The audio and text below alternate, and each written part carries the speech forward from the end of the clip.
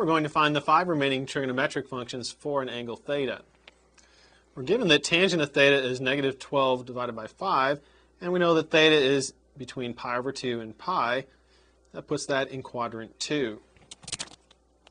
If we let point xy be on the graph of a circle, x squared plus y squared equals r squared, we know that tangent of theta is equal to y over x.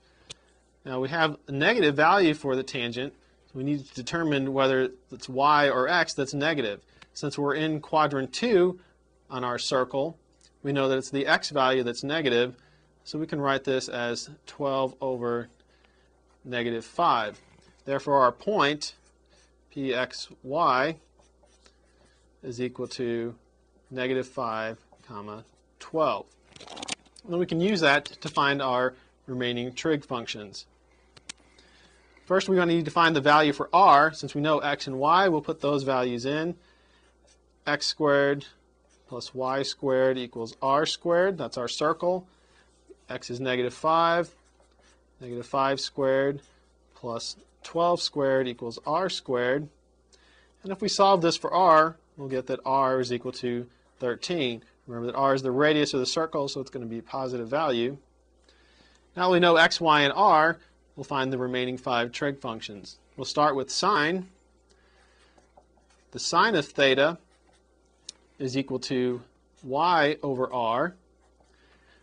We know that y is 12 and r is 13, so we get sine of theta is 12/13. For cosine theta will be x over r. Put in our value for x, that's negative 5. R is 13, so cosine is negative 5 over 13. Tangent of theta will be y over x. Again, putting in our values for y and x, we'll get negative 12/5. Cotangent, I guess we've already had tangent of theta up there. Cotangent of theta is equal to x over y. Plug in our values for x and y, we'll get negative 5/12.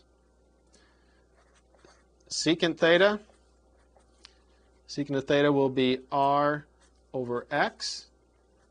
Plug in our values, and we will get r is 13, x is negative 5, so negative 13/5.